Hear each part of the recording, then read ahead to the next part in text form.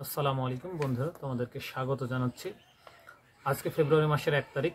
এই ফেব্রুয়ারি মাসে আমাদের বসত ভিটায় যারা আমরা শাকসবজি চাষ করে বিষমুক্ত নিরাপদ সবজি খেতে চাই তাদের জন্য আজকের এই ভিডিওটি।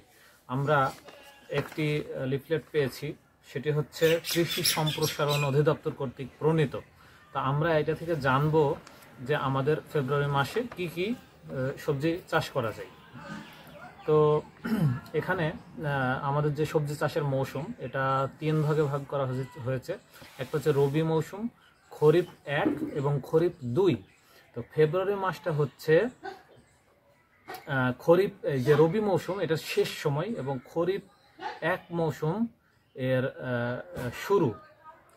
তো যে কারণে ফেব্রুয়ারি মাসে আমরা দেখতে পাচ্ছি শাক জাতীয় সবজির মধ্যে আমাদের পুঁই শাক, ডাঁটা শাক, গিমা কলমি শাক চাষ করা যায়, এবং কন্দাল জাতীয় সবজির মধ্যে মুখী কচু, ওল, পেঁয়াজ, শালগম চাষ করা যায়। ফল জাতীয় সবজির মধ্যে অনেকগুলো সবজি রয়েছে, তার মধ্যে বেগুন, লাউ, করলা, মিষ্টি কুমড়া, চিচিঙ্গা, ধুন্দল, ফ্রেঞ্চ বিন, শসা, মটরশুঁটি,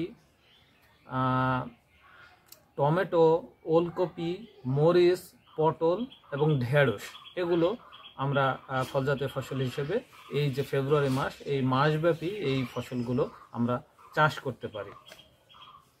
এছাড়াও কোন স্থানে আমরা চাষ করব, আমাদের যেহেতু বসত বাড়িতে এখানে অনেক রকম জায়গা রয়েছে, এজন্য এটা আরেকটা তথ্য আছে। এটা জানতে হলে অফলা গাছ, যেগুলো ধুন্দল, কাকরোল, চিচিঙ্গা, এগুলো গাছে তুলে দেওয়া যাবে লতা জাতীয় ফসল হিসেবে। ঘরের চালে চাল কুমড়া, সিম, মিষ্টি কুমড়া, লাউ, ধুন্দল, কাকরোল, চিচিঙ্গা, করলা চাষ করা যাবে। ছায়াযুক্ত স্থানে আদা, হলুদ চাষ করা যাবে। বাড়ির স্যাঁতস্যাঁতে স্থানে কচু চাষ করা যাবে। আংশিক রৌদ্রোজ্জ্বল বাড়ির উঠানে পুঁই শাক, ঢেঁড়স, কলমি, চিচিঙ্গা, করলা, মিষ্টি কুমড়া, ধনিয়া, পুদিনা, মরিচ, পেঁপে চাষ করা যাবে। পুকুর পাড় ও কিনারায় পুঁই শাক, ঢেঁড়স, কলমি, চিচিঙ্গা, করলা, মিষ্টি কুমড়া, ধনিয়া, পুদিনা পাতা ও কচু চাষ করা যাবে। পুকুরের পানিতে পর্যাপ্ত কচুরিপানা থাকলে ভাসমান বেড হিসেবে লাল শাক, ডাঁটা শাক, ধনিয়া, লাউ, কুমড়া, ঢেঁড়স, মূলা ও শসা চাষ করা যাবে। বেড়ার উপরে ধুন্দল, কাকরোল, করলা চাষ, কুমড়া চাষ করা যাবে।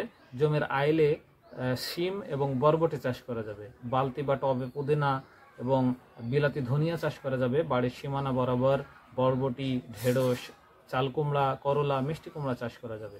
মাচা করে লাউ, পুঁই শাক, কাকরোল, করলা, চাল কুমড়া, শসা চাষ করা যাবে, এবং সেই মাচার নিচে লাল শাক, ডাঁটা শাক, পুদিনা এবং ধনিয়া পাতা চাষ করা যাবে। তো বন্ধুরা, এভাবে আমরা যদি আমরা নিরাপদ সবজি খেতে চাই, তাহলে আমাদের কিন্তু বসত বাড়িতে সামান্যটুকু জমি থাকলেও সেটাকে চাষের আওতায় আনতে হবে।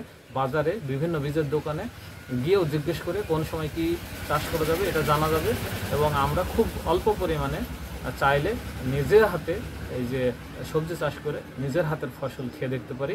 এই ফসল অত্যন্ত সুস্বাদু বাজারের কেনা ফসলের চেয়ে। বন্ধুরা, তোমাদের সমৃদ্ধি এবং সফলতা কামনা করছি। আসসালামু আলাইকুম।